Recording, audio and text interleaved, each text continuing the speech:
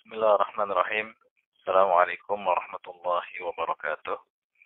Alhamdulillah rabbil alamin. Wassalatu wassalamu ala asyrafil anbiya'i wal mursalin. Wa ala alihi wa ashabihi ajma'in.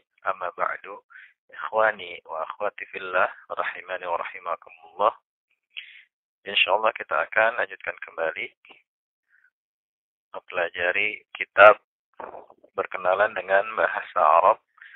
Dan pada kesempatan kali ini kita akan membahas bab ketujuh dari langkah pertama ya dalam kitab ini tentang jumlah ismiyah halaman 28.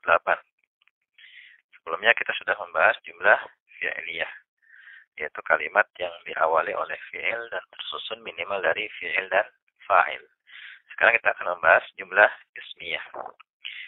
Jumlah ismiyah, al-jumlatul ismiyatu, ya, al-jumlatul ismiyatu adalah kalimat yang diawali oleh isim dan tersusun minimal dari mubtada dan khabar.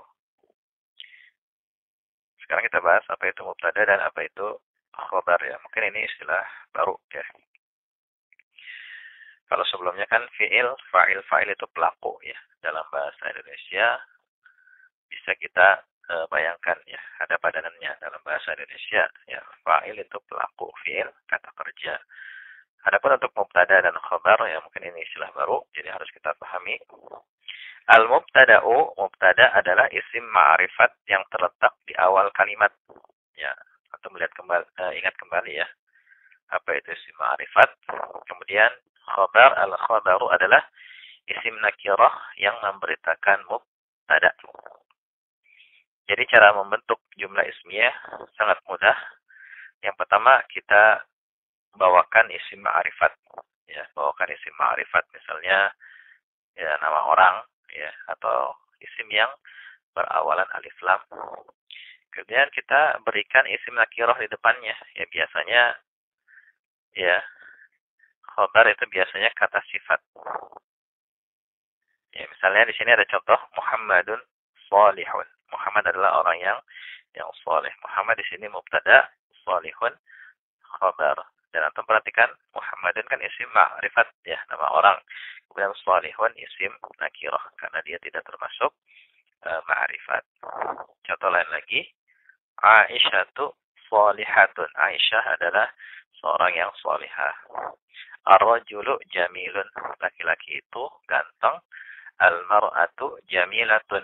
Wanita itu cantik. Nah ini susunan dasar ya dari jumlah ismiyah.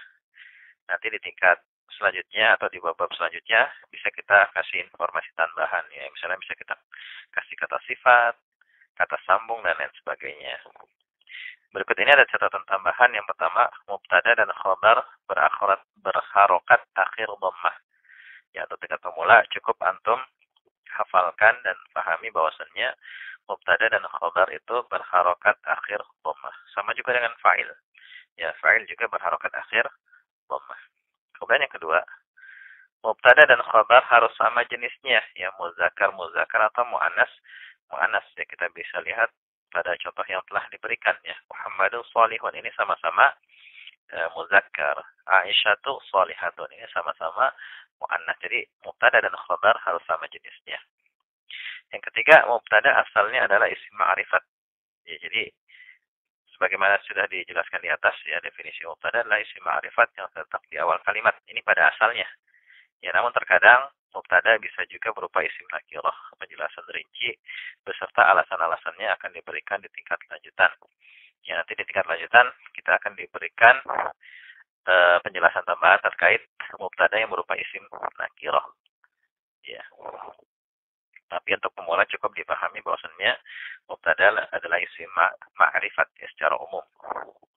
Kemudian yang keempat, segala sesuatu yang bisa menjadi pelengkap mubtada untuk menjadi kalimat sempurna disebut khabar. Ya, jadi khabar bisa berupa satu kata atau isim ya, sebuah isim atau beberapa rangkaian kata ya, atau berupa kalimat. Penjelasan rincinya akan diberikan di tingkat lanjutan. Ya, di sini ada contoh misalnya alhamdulillahi. Di sini alhamdu isim ma'rifat terletak di awal kalimat.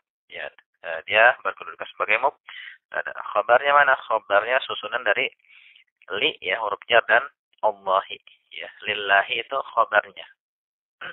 Tapi kalau antum diperintahkan untuk jelaskan kedudukan isimnya, maka cukup kita jelaskan yang isim yang ada dalam kalimat ini, yaitu alhamdu sebagai mubtada, kemudian Allahi sebagai masbuk biharfil jar. Tapi kalau kita ingin menjelaskan secara lengkap, bisa kita katakan alhamdu mubtada, kemudian li itu huruf jar, Allahi masbuk biharfil jar, kemudian susunan lillahi berkedudukan sebagai khabar. Contoh lain lagi, al-kitabu 'alal maktabi. Ya, kitab itu berada di atas meja. Al-kitabu berkedudukan sebagai mubtada, sedangkan susunan 'alal maktabi, ya susunan kata 'alal maktabi di sini berkedudukan sebagai khabar karena dia menjadi pelengkap mubtada ya untuk membentuk sebuah kalimat sempurna. Dan nanti di tingkat lanjutan ya kita akan mendapatkan tambahan penjelasan tentang variasi khobar. Ya, khobar ada juga yang berupa kalimat ya. Baik kalimatnya itu berupa jumlah ismiyah maupun jumlah fi'liyah. Kemudian yang kelima, khobar asalnya adalah isim nakirah. Ya, namun terkadang khobar bisa juga berupa isim ma'rifat. Jadi asalnya khobar itu nakirah, mubtada asalnya ma'rifat. Namun ya kadang dijumpai khobar berupa isim ma'rifat. Contoh, Allahu Samadu. Ya, Allahu As-Samadu. Allah adalah tempat bergantung. Allah mubtada, As-Samadu khobar, tapi dia ma'rifat. Ad-dinu an-nasihatu. Agama adalah nasihat. Ad-dinu mubtada, an-nasihatu dia khobar. Ya, meskipun di sini dia ma'rifat. Yang keenam, khobar bisa lebih dari satu. Ya, misalnya Allahu Ghafurun Rahimun. Allah mubtada, Ghafurun khabar pertama, Rahimun khabar kedua. Ar-rajulu laki-laki itu salihun salih ghaniyun kaya. Ya, ar-rajulu di sini mubtada, salihun khabar pertama, ghaniyun khabar kedua. Demikian sedikit penjelasan tentang jumlah ismiyah, dan ini susunan dasar dari jumlah ismiyah yang nanti di bab-bab selanjutnya akan kita beri tambahan informasi. Ya, kita bisa beri sifat, kita juga bisa beri huruf-huruf penghubung, ya, dan lain sebagainya. Sama seperti jumlah fi'liyah. Ya, dari rangkaian dasar ya, fi'il plus fa'il itu nanti bisa kita kasih tambahan informasi yang panjang. Dan juga terkadang dalam sebuah kalimat yang panjang itu tersusun dari beberapa jumlah ismiyah atau beberapa jumlah fi'liyah atau gabungan antara jumlah ismiyah dan jumlah fi'liyah. Supaya kita bisa memahaminya dengan baik, ya tentu kita harus pahami dulu ya rangkaian-rangkaian singkat dari jumlah ismiyah dan jumlah fi'liyah. Ya, kemudian untuk lebih memahamkan kita terkait pembahasan jumlah ismiyah, silakan antum kerjakan latihannya halaman 30 ya. Kerjakan latihan tanpa melihat kunci jawabannya terlebih dahulu ya, untuk uji kemampuan. Baru setelah antum selesai mengerjakannya, antum cocokkan dengan kunci jawaban. Ya, demikian cara belajarnya. Semoga bermanfaat. Wallahu a'lam bishawab. Subhanakallahumma bihamdika asyhadu an la ilaha illa anta astaghfiruka wa atubu ilaik. Assalamualaikum warahmatullahi wabarakatuh.